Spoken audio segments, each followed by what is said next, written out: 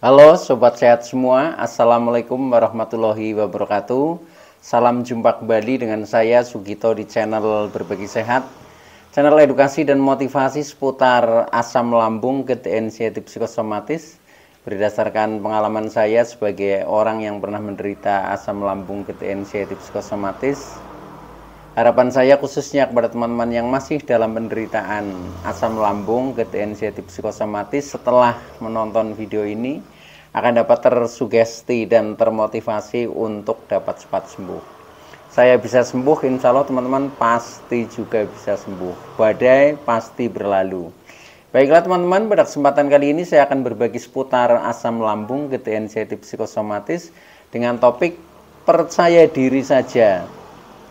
Fase pemulihan asam lambung psikosomatis cepat membaik. Baiklah teman-teman ya, sebelum saya lanjutkan, tolong yang belum subscribe channel ini, klik subscribe dan loncengnya supaya teman-teman tidak ketinggalan konten video-video berikutnya. Dan jika suka, klik like, selalu bagikan ke sosial media teman-teman. Semoga bermanfaat buat kita semua.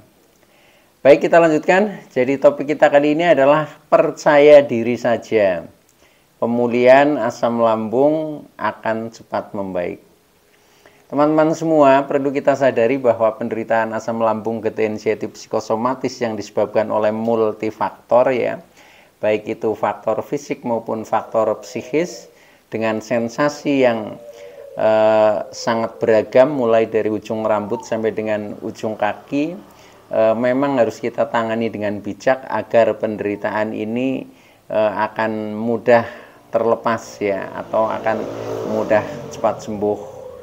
Nah, oleh karena itu pada season kali ini saya khusus sharingkan kepada teman-teman, yaitu cara untuk percaya diri ya. Jadi percaya diri saja supaya di dalam fase pemulihan ini akan jauh menjadi lebih cepat efektif ya, atau menjadi cepat membaik teman-teman.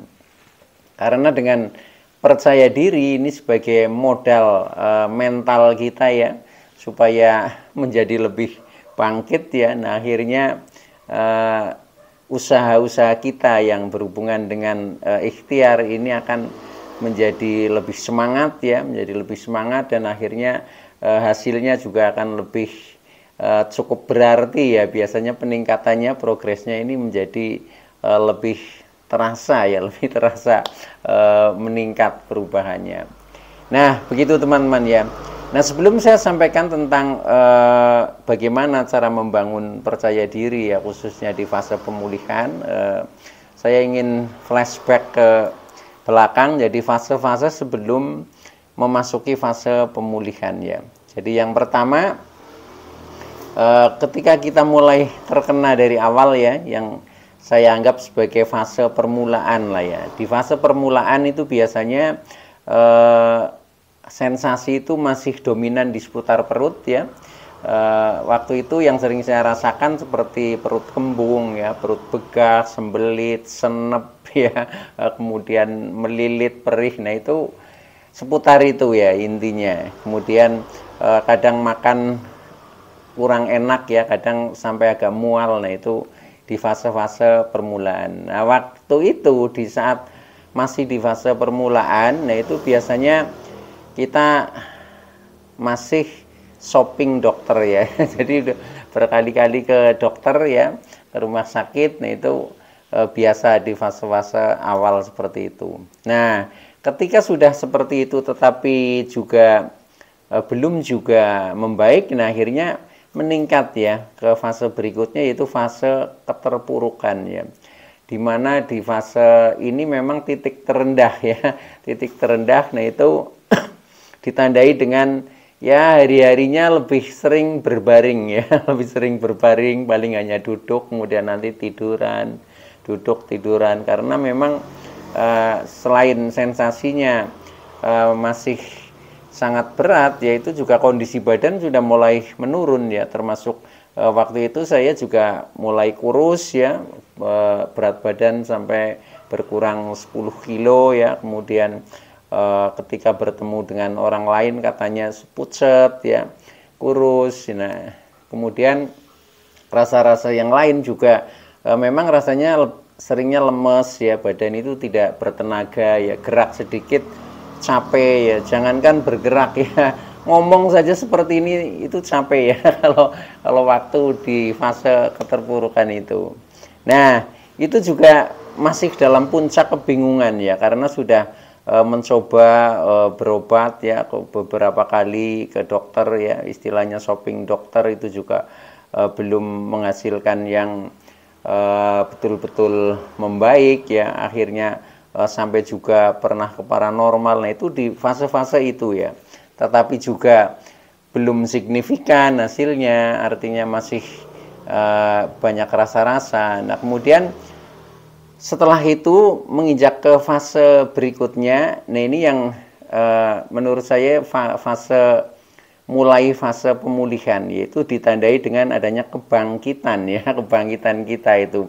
Karena apa? Karena setelah sekian lama terpuruk, kemudian dalam kondisi yang di titik terendah, kemudian kita juga sudah berikhtiar kesana kemari, ini juga hasilnya belum maksimal ya. Nah, kemudian waktu itu juga saya mencari beberapa banyak literatur ya tentang hubungannya penderitaan ini, yaitu asam lambung, gejala inisiatif psikosomatis. Nah, setelah itu saya mencoba untuk kita pelajari. Nah, akhirnya memang ternyata untuk bangkit itu ya, yaitu di fase pemulihan ini memang harus dari kiat diri kita sendiri. Nah, ini yang di fase kebangkitan ini ya, kita harus bangkit ya, katakanlah ya demi orang-orang yang kita cintai ya. Pertama mungkin keluarga, ya kedua kerabat, kolega dan lain sebagainya yang selalu menanti kita ya, menanti kita karena kita mungkin sudah banyak aktivitas-aktivitas yang memang harus kita lakukan ya, sehingga kalau kita terpuruk terus-terusan, nah ini menjadi semakin suram ya, masa depannya menjadi semakin suram karena banyak tanggung jawab yang harus kita selesaikan. Lagi pula juga kita harus menatap masa depan ya, bagaimana kita punya harapan di masa depan akan menjadi lebih baik ya itu. Nah, oleh karena itu ini harus ditandai dengan kebangkitan. Nah, ini yang saya sebut fase pemulihan. Nah, disinilah ya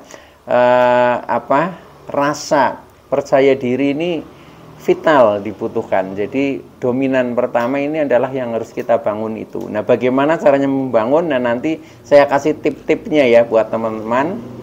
Nah, kemudian setelah kita di fase pemulihan ini, nanti kemudian kita akan fase yang terakhir, fase sembuh ya. Fase sudah sembuh ya, setelah bangkit dengan kiat-kiat ya, kemudian dengan mungkin terapi-terapi ya yang kita lakukan dengan perjuangan, penuh dengan perjuangan, akhirnya menjadi sembuh. Nah, setelah sembuh ini masih ada hal yang harus kita lakukan teman-teman, yaitu ditandai dengan kewaspadaan ya, kewaspadaan. Nah, ini mungkin saya bahas di konten video-video yang akan datang ya. Nah, untuk sekarang kita di fase pemulihan ya, karena ini berdasarkan komentar dari teman-teman ini kelihatannya teman-teman lebih banyak di fase ini ya, di fase ini yang banyak bertanya ya. Nah, mungkin juga ini bisa diikuti video ini sampai dengan selesai ya, jangan di skip supaya tidak gagal paham. Nah, sehingga akan melengkapi ikhtiar kita, sehingga mudah-mudahan menjadi motivasi yang cukup berarti bagi teman-teman ya, karena memang untuk menguatkan diri kita, untuk membangun percaya diri kita, memang kita butuh saling sharing lah ya, saling motivasi. Nah, dengan seperti itu maka akan menjadikan modal untuk membentuk mental kita menjadi semakin kuat. Nah, baik teman-teman ya. Nah, kemudian di fase pemulihan ya, ini yang akan kita bahas, itu sensasi-sensasi itu biasanya sudah tidak begitu berat sekali ya, tetapi ada sensasi-sensasi yang katakanlah cukup bandel lah ya.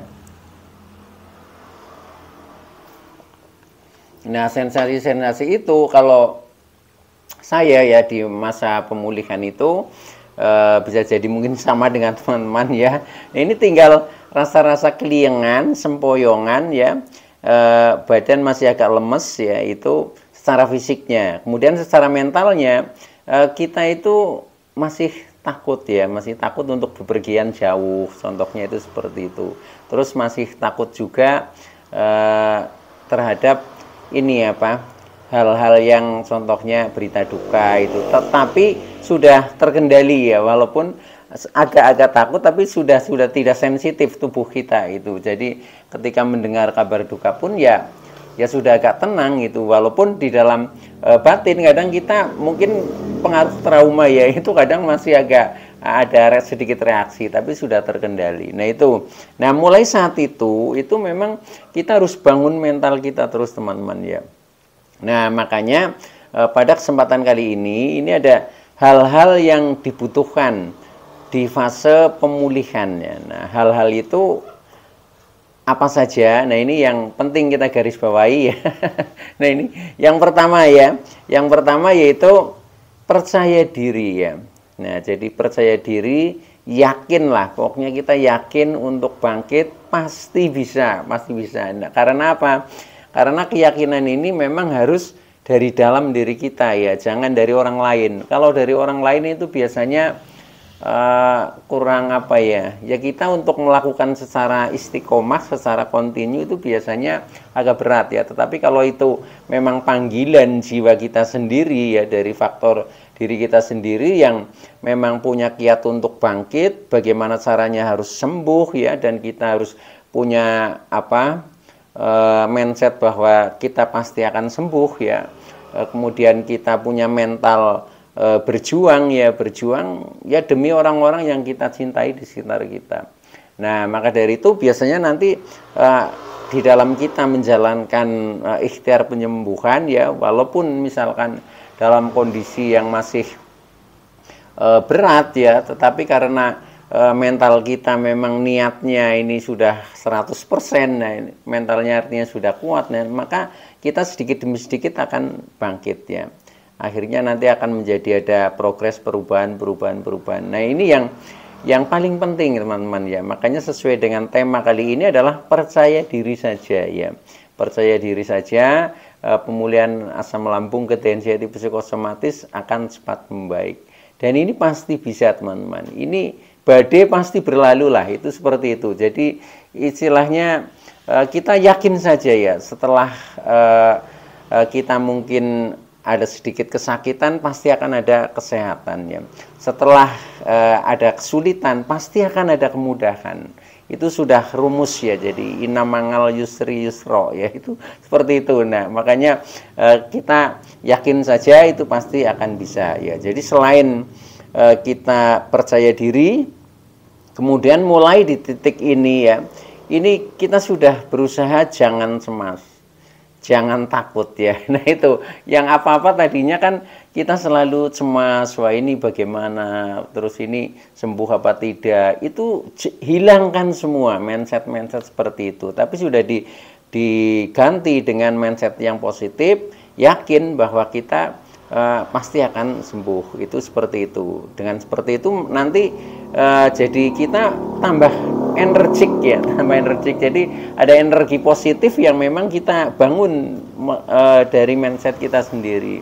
Kemudian kita juga sudah jangan takut lagi ya, yang tadinya mungkin keluar rumah saja takut ya, takut pingsan mungkin lah ya, ketemu banyak orang juga takut, di keramaian takut ya, mendengar kabar berita juga takut. Nah ini juga harus dihilangkan. Kenapa kita tidak boleh takut ya? Karena apa? Karena penderitaan ini memang sudah kita terima pertama ya, buktinya kita sudah sampai di fase ini ya, artinya kita sudah menerima. Dan setelah itu kita tahu bahwa diri kita itu tidak berdaya ya, artinya tidak mampu ya. Nah maka dari itu ya sudah, dalam kondisi ketidakberdayaan kita pasrahkan saja kepada yang Maha Kuasa ya, Tuhan Allah Subhanahu wa taala ya. Nah, maka dari itu dengan Maha Pengasih dan Penyayangnya pasti akan memberikan kita yang terbaik ya. Artinya ketika kita berusaha ya, ketika kita sedang sakit kok berusaha untuk sembuh, pasti akan dikasih jalannya, jalan yang akhirnya pasti akan sembuh gitu, seperti itu. Jadi intinya di sini adalah selain kita percaya diri, yaitu sumeleh nrimo ing pandum ya. Jadi selalu bersyukur apa adanya, pasrah dengan tulus dan ikhlas. Yang namanya pasrah dengan tulus dan ikhlas ya, ikhlas itu tidak ada keinginan dan tidak ada ego. Pokoknya ya sudah, tentang jiwa dan raga sudah kita serahkan lah. Apapun yang akan diberikan kepada kita, pokoknya saya siap menjalani. Itu komitmennya seperti itu. Nah, dengan seperti itu nanti kita tidak punya beban ya. Jadi seperti takut mati misalnya, itu sudah hilang ya. Karena apa? Ya nggak, ngapain harus takut, wong sudah kita serahkan kok, sudah kita serahkan. Cuma kita berharap memang pasti kita akan diberi yang terbaik, karena memang Tuhan Maha Pengasih dan Penyayang terhadap kita. Nah itu untuk membangun mental kita supaya menjadi lebih kuat, teman-teman ya. Jadi ini itu istilahnya sumeleh nrimo ing pandum. Jadi pertama itu bersyukur, menerima apa adanya. Menerima apa adanya ya sudah. Kondisi tubuh kita misalkan masih ada sensasi rasa-rasa seperti, ya udah itu kita syukuri saja. Kita bersyukur walaupun misalkan masih sedikit keliengan, tidak apa-apa, sensasi hanya numpang lewat. Faktanya saya baik-baik saja, seperti itu. Dan kita bisa melihat orang-orang lain yang penderitaannya di bawah kita ya, yang terbaring di ICU dan sebagainya, itu lebih banyak lagi. Jadi kita itu masih bagus lah ya, masih untuk bangkit ini masih mudah. Nah ini yang perlu dikuatkan, teman-teman ya. Itu jadi pentingnya kita mensyukuri apa adanya, dan itu nanti pasti akan terjadi ya. Jadi apa yang kita cita-citakan yaitu sembuh, pasti akan terjadi, pasti akan sampai. Karena apa?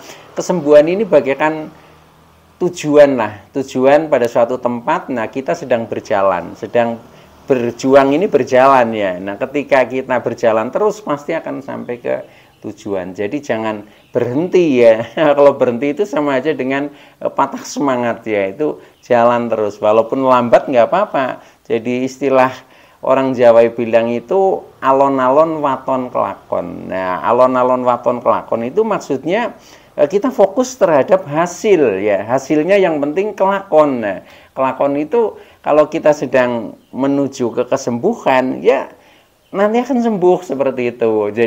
Jadi seperti itu. Jadi yang penting alon nggak masalah, tapi yang penting jalan terus. Makanya istilahnya alon-alon waton kelakon ya. Jadi kita berjalan semampunya, tapi jangan berhenti. Artinya kita berjuang terus. Nah ini konsepnya memang harus dibangun dengan rasa percaya diri ya, rasa percaya diri dan bersandar kepada Yang Maha Kuasa ya, pasti akan memberikan yang terbaik buat kita ya. Jadi penderitaan itu jangan dibaca penderitaannya, tapi penderitaan ini adalah pembelajaran bagi kita untuk menjadi lebih baik. Karena memang hakikatnya penderitaan ini adalah ujian ya, ujian yang diberikan dari Yang Maha Kuasa kepada kita supaya menjadi lebih baik, menjadi lebih dewasa, dan pada akhirnya menjadi lebih baik ya. Maka dari itu saya sering mengajak pada teman-teman ya, ketika kita ingin sembuh maka kita harus berubah ya. Yang dirubah apanya? Nah itu mungkin teman-teman nanti akan menemukan sendiri ya. Mungkin kita rubah pola makannya menjadi lebih baik karena dulu menjadi kurang baik. Mungkin pola hidupnya yang dulu agak amburadul kita perbaiki ya, termasuk mungkin perilaku kita yang mungkin juga kurang baik kita perbaiki, termasuk spiritual kita mungkin juga masih bolong-bolong harus kita perbaiki, dan lain sebagainya. Pokoknya kompleks sekali, tapi tujuannya adalah satu ya, supaya kita menjadi lebih baik. Nah maka dari itu banyak hal yang harus kita gali ya di sini ya. Pada akhirnya nanti kita memang akan menjadi lebih baik dan pada akhirnya lebih bahagia. Itu yakin saja teman-teman. Karena apa? Ya karena saya sudah merasakan seperti itulah ya. Jadi hikmah perjalanan itu memang seperti itu ya. Jadi tidak ada suatu kebahagiaan yang langsung bahagia. Pasti diawali dengan seperti itu ya, dengan penderitaan. Nah, akhirnya kita betul-betul bisa merasakan ternyata nikmatnya bahagia seperti ini. Sama ketika kita mengalami kesakitan, nanti akan kita menghargai kesehatan. Nikmatnya orang sehat bisa merasakan, tetapi ketika kita sehat terus itu kadang kita lupa menghargai kesehatan ya. Makanya diberilah sakit supaya kita sadar ternyata kesehatan ini nikmat sekali bagi orang yang sehat ya. Itu. Nah, itu salah satunya seperti itu. Baik teman-teman, nah itu yang pertama ya. Jadi hal-hal yang dibutuhkan di dalam fase pemulihan adalah percaya diri ya, yakin untuk bangkit, kemudian jangan selalu cemas, jangan selalu takut, itu hilangkan. Termasuk stop berpikir negatif ya, kita rubah mindset menjadi positif. Nah, kejiwaan kita harus sumeleh nrimo ing pandum, selalu bersyukur apa adanya, pasrah dengan tulus dan ikhlas. Nah, kemudian kita berjuang dengan dasar alon-alon waton kelakon ya. Jadi pelan tapi pasti, itu seperti itu saja ya. Karena kalau kita terlalu bernafsu itu kadang juga gagal juga ya. Karena ini hubungannya dengan mental sih ya. Jadi untuk mental itu memang merubahnya tidak bisa langsung secepat mungkin ya, tetapi butuh proses. Nah, itu seperti itu. Karena merubah karakter itu beda dengan merubah warna ya. Kalau merubah warna mungkin saya pakai baju kuning, kemudian sebentar masuk ganti pakai baju merah, sudah warnanya ganti merah ya. Tetapi kalau merubah karakter itu butuh pembiasaan. Nah, pembiasaan ini adalah butuh waktu itu. Nah, itu yang perlu disadari. Oke ya. Nah, kemudian tip yang kedua, setelah kita percaya diri ya, kemudian yang kedua adalah pola makan mulai normal saja teman-teman. Normal kan makan 3 kali lah ya, 3 kali sehari. Ya udah kembali ke situ saja. Yang waktu kita di masa terpuruk mungkin ya kita makan bisa 5 kali, bisa 4 kali dengan porsi kecil ya. Ya ini mungkin porsi masih agak kecil, tetapi udah usahakan makan normal saja. Jadi 3 kali. Termasuk makan normal itu terhadap misalkan pantangan-pantangan ya yang tadinya kok mantang ekstrim ya, itu juga rubah saja. Rubah saja. Yang penting jangan over itu. Jadi makanan-makanan seperti makanan pedas, makanan asam-asam ya, makanan berlemak mungkin ya, termasuk minuman. Nah, itu cukup diwaspadai. Jadi jangan mantang total terus, karena itu nanti tubuh akan menjadi kurang nutrisi ya, kurang nutrisi akhirnya kurus, kering dan lain sebagainya. Itu juga efeknya jauh menjadi lebih tidak bagus. Nah, maka dari itu makan sedikit ada cabenya, ada sambal juga nggak apa-apa. Yang penting kita yang bisa merasakan lah ya, merasakan. Kalau misalkan dulu, misalkan saya kalau ambil sambal minimal 1 sendok. Nah, sekarang itu cukup paling ya 1/4 aja itu sudah terasa pedas ya. Itu kadang hanya saya sentuhkan saja itu sudah cukup ya. Tapi di mindset pikiran kita ini kita berusaha untuk tidak mantang lagi itu, supaya nanti kita tidak dicemaskan oleh gara-gara makanan. Karena kalau mindset kita masih mantang terus, kadang kita sedikit salah makan saja bikin cemas. Waduh, tadi saya makan daging merah misalkan, jangan-jangan nanti kambuh. Nah, ketika pikiran seperti itu ya jadinya kambuh beneran, karena kita terkena psikosomatis ya. Jadi apa yang dipikirkan itu akan direspon oleh tubuh gitu. Maka mindset itu harus dibenahi ya. Itu ya. Jadi usahakan normal saja, termasuk pantangan juga normal saja. Cuma dikendalikan. Contohnya misalkan di fase terpuruk ya, minuman katakanlah kopi, saya itu mantang kopi juga tidak ngopi itu waktu itu ya hampir 1 tahun ya. Tahun itu saya tidak ngopi, tapi alhamdulillah begitu sudah mental kuat, membaik, kelihatannya saya sekarang sudah berubah ya, akhirnya ngopi lagi. Bahkan seperti sekarang juga seringnya kalau sedang istirahat nyantai ya enaknya ngopi lah gitu. Ngopi itu. Nah, itu teman-teman ya.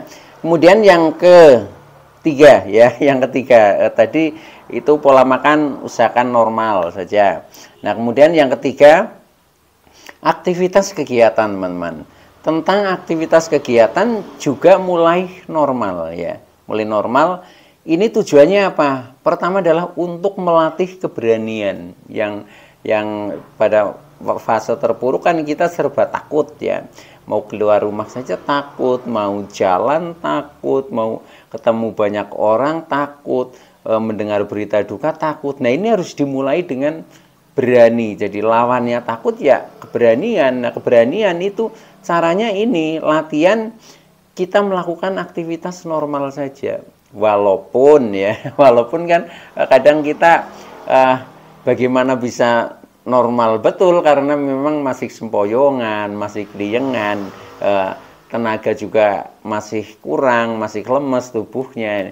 Nah, itu yang harus kita siasati ya, kita berusaha normal tetapi dengan catatan semampunya itu loh. Semampunya ya artinya ketika memang sudah merasa capek ya udah kita berhenti dulu, mungkin minum dulu, mungkin makan dulu kayak gitu aja. Jadi sesuaikan seperti itu. Nanti lama-lama akan berubah menjadi kebiasaan yang normal betul. Kalau di awal-awal memang seperti itu. Termasuk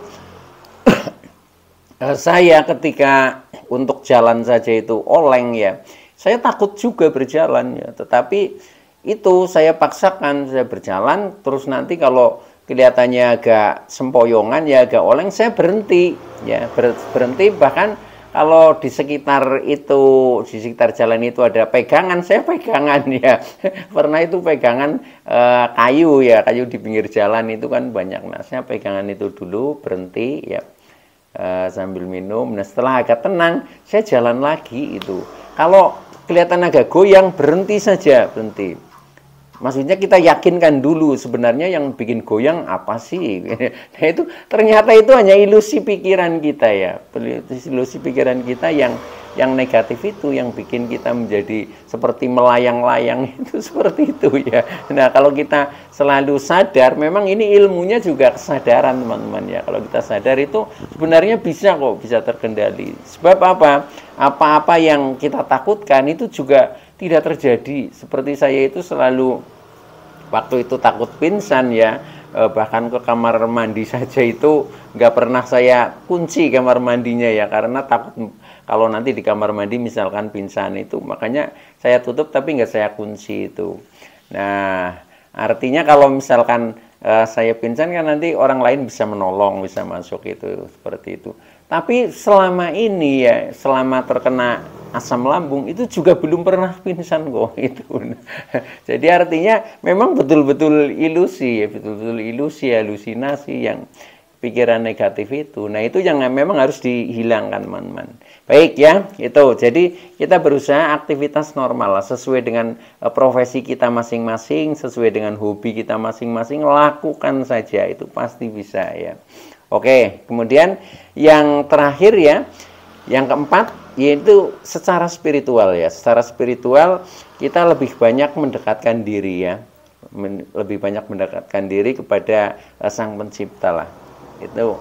Ini juga untuk menguatkan mental dan jiwa kita supaya jiwa kita jauh menjadi lebih tenang ya. Nah, itu memang kita harus mendekatkan diri dengan cara ya meningkatkan ibadah kita, kemudian banyak berdoa, banyak berzikir mungkin ya, dan seterusnya ya, pokoknya sesuai dengan keyakinan teman-teman masing-masing. Oke ya, itu dulu yang bisa saya sampaikan ya. Kurang lebihnya mohon maaf. Terima kasih atas like, subscribe, serta komennya. Saya Sugito dari channel Berbagi Sehat. Saya bisa sembuh, insya Allah teman-teman pasti juga bisa sembuh. Badai pasti berlalu. Oke, terima kasih. Wassalamualaikum warahmatullahi wabarakatuh.